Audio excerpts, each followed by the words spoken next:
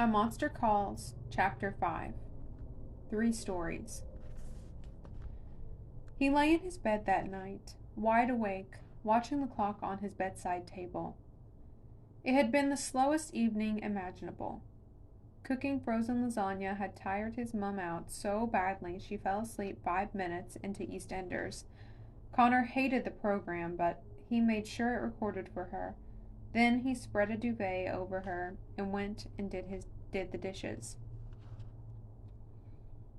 His mum's mobile had gone off once, not waking her. Connor saw it was Lily's mum calling and let it go to voicemail. He did his schoolwork at the kitchen table, stopping before he got to Miss Marl's life writing homework. Then he played around on the internet for a while in his room before brushing his teeth and seeing himself to bed. He'd barely turned out the light when his mum had very apologetically and very groggily come to kiss him goodnight. A few minutes later, he'd heard her in the bathroom throwing up. "Do you need any help?" he called from his bed. "No, sweetheart," his mum called back weakly. "I'm kind of used to it by now." That was the thing. Connor was used to it, too. It was always the second and third days after the treatments that were the worst. Always the days when she was the most tired, when she threw up the most. It had almost become normal. After a while, the throwing up had stopped. He heard the bathroom light click off and her bedroom door shut. That was 2 hours ago. He'd lain awake since then, waiting. But for what? His bedside clock read 12:05. Then it read 12:06. He looked over to his bedroom window, shut tight even though the night was still warm. His clock ticked over to 12:07. He got up, went over to the window, and looked out. The monster stood in his yard, looking right back at him. "Open up," the monster said, its voice as clear as if the window wasn't between them. "I want to talk to you." "Yeah, sure," Connor said, keeping his voice low. "But because that's what monsters always want, to talk."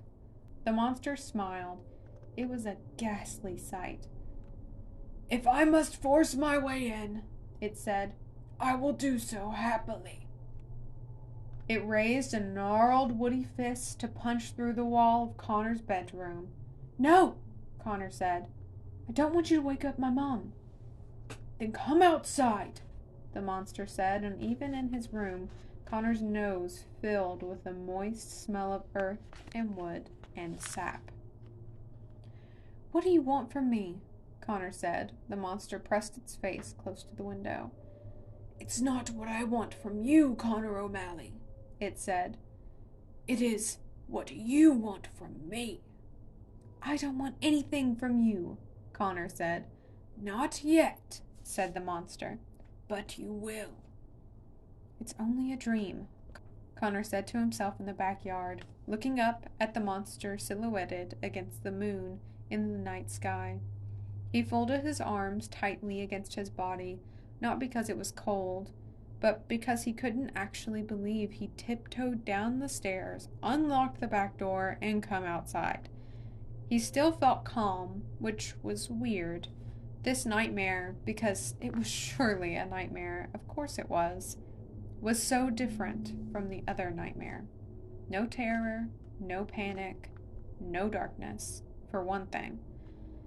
And yet here was a monster, clear as the clearest night, towering 30 or 40 feet above him, breathing heavily into the night air.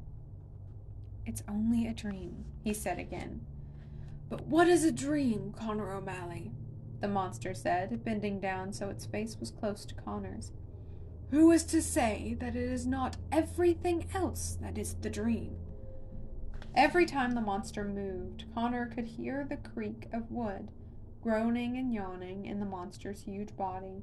He could see, too, the power in the monster's arms, great wiry ropes of branches constantly twisting and shifting together in what must have been tree muscles, connected to a massive trunk of a chest, topped by a head and teeth that could chomp him down in one bite.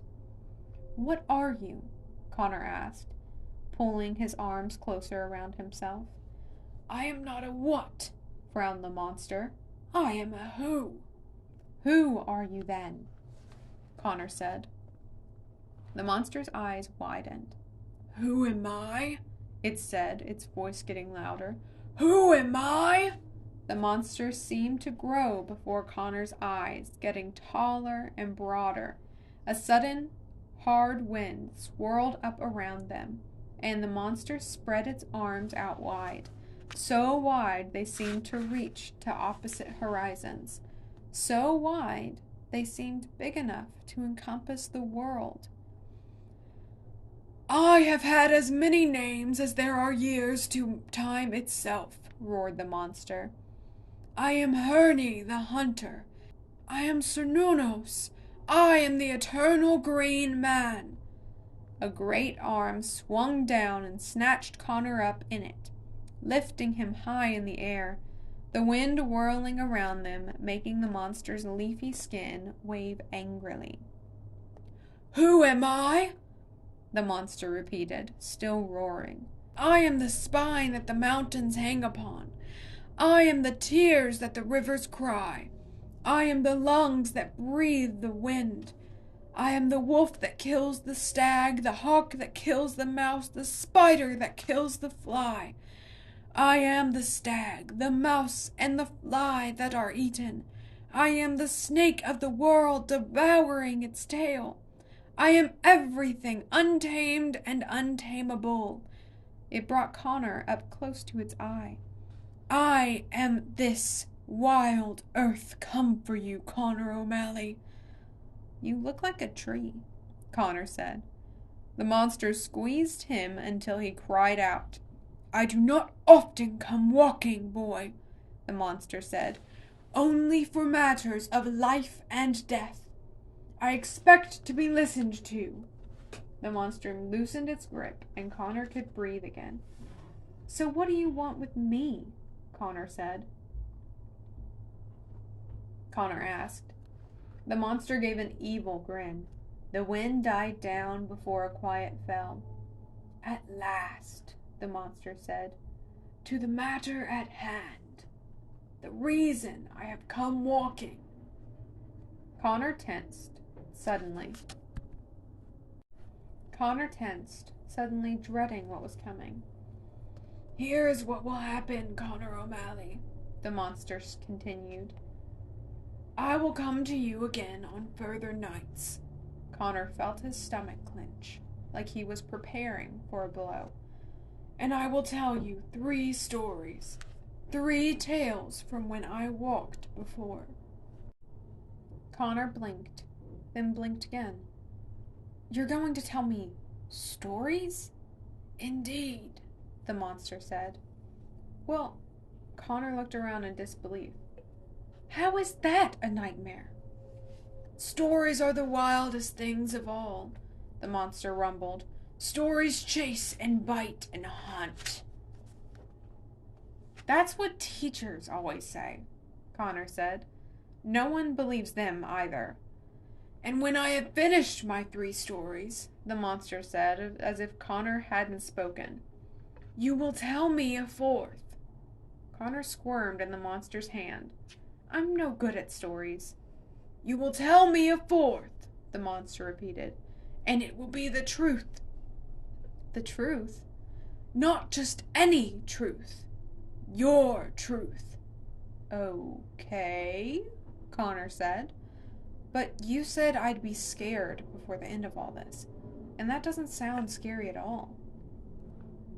"You know that is not true," the monster said. "You know that your truth, the one that you hide, Connor O'Malley, is the thing you are most afraid of." Connor stopped squirming. It couldn't mean... There was no way it could mean... There was no way it could know that. No. He was never going to say what happened in the real nightmare. Never in a million years. "You will tell it," the monster said.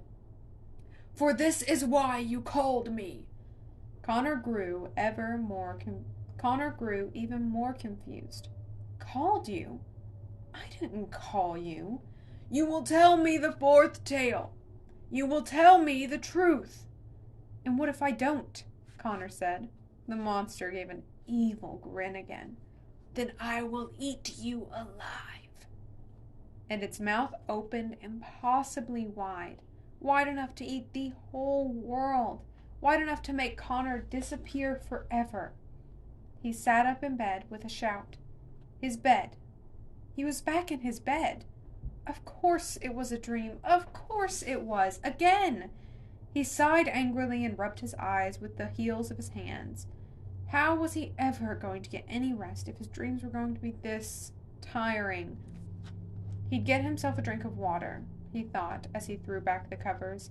He'd get up and he'd start the night over again, forgetting all this stupid dream business that made no sense whatsoever.